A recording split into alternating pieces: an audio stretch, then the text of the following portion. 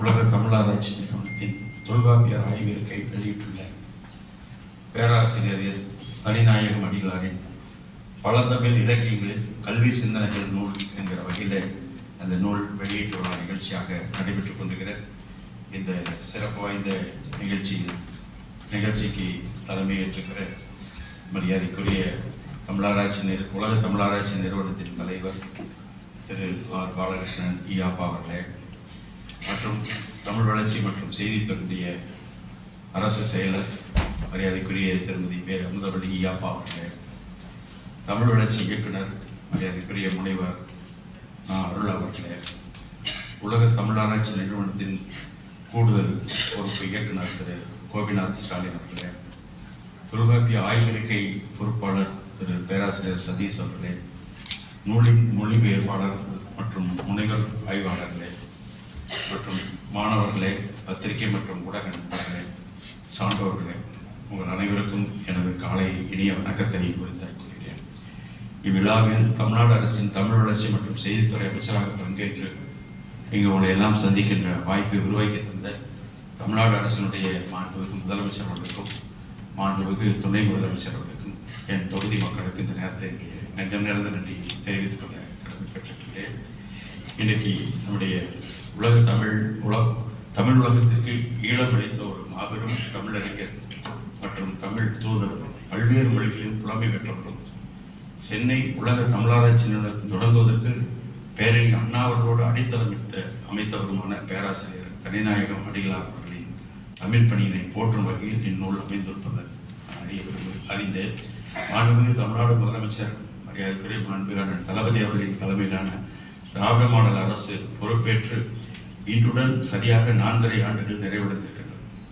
இடையிலே முத்தமிழ் கலைஞர் அவர்கள் முதலமைச்சராக இருக்கும் பொழுது ஐயா தனிநாயகம் அவர்களுடைய கனவும் பேரறிஞர் அண்ணாவுடைய கனவையும் வெறுகூட்டியது உலக தமிழாராய்ச்சி நிறுவனத்துடைய வரலாற்று நாம் அறிகிறோம்.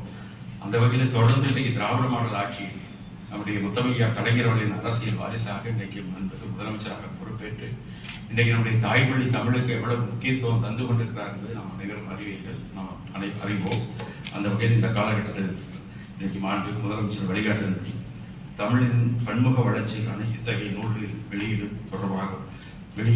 தொடர வேண்டும் என்பதுதான் அனைவரின் விருப்பம். மேலும் தனிநாயகம் அடிகளாரின் தமிழ் கனவினை நிறைவேற்றிட பாடுபட்டு வரும் இந்நிறுவன தலைவர் மரியாதைக்குரிய திரு ஆர் பாலகிருஷ்ணன் ஈயாப்பா அவர்கள் எனது நெஞ்சம் நிறைந்த நன்றியை நான் தெரிவித்துக் கொள்ள கடமைப்பட்டிருக்கிறேன்.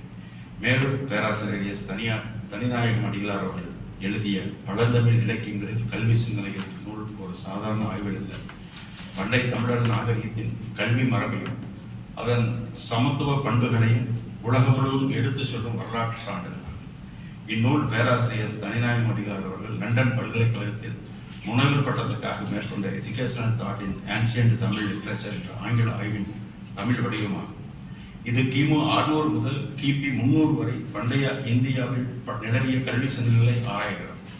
சங்க இலக்கியங்கள், சமஸ்கிருதம், பால் இலக்கியங்கள், கல்வெட்டுக்கள், அகழ்வாய்வு தரவுகள், கிரேக்க மற்றும் லத்தீன் ஆதாரங்கள் போன்றவற்றை அடிப்படையாக கொண்டு ஒப்பீட்டு கல்வி மற்றும் சமூகவியல் கல்வி பார்வையில் மேற்கொள்ளப்பட்ட பண்டைய தமிழர் கல்வி மரபின் ஆழத்தையும் அகலத்தையும் வெளிப்படுத்துகிறது.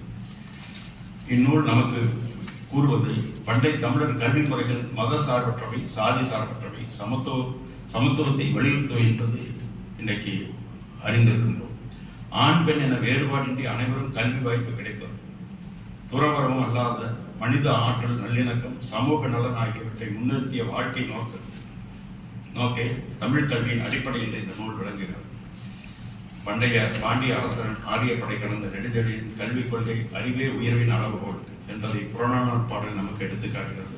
பிறப்பால் உயர்வில்லை, அறிவால் உயர்வுண்டு என்ற சிந்தனை தமிழர் சமூகம் எவ்வளவு முன்னேறியது எண்ணமுடையது என்பதற்கு பெரும் சான்றாகும்.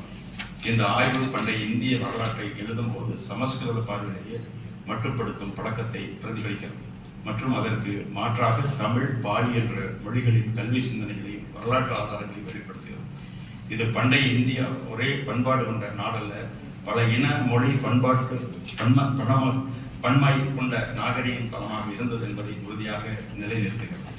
இந்நூல் நமக்கு கற்றுக் கொடுப்பது ஒன்றே, அறிவு உயர்வு, சமத்துவமே நாகரிகம், மனித நேயம் தான் தமிழரின் உண்மையான கல்வி மரபு. இன்றைய கல்வி உலகிலும் நம் புதிய தலைமுறையிலும் இந்த பழந்தமிழ் கல்வி மரபின் மதிப்புகளை மீண்டும் உயர்த்த வேண்டிய அவசியம் உள்ளது. அந்த நோக்கத்தினை சிறந்த வழிகாட்டியாக இந்நூல் விளங்கும் என்று எனக்கு துளியும் ஐயமில்லை.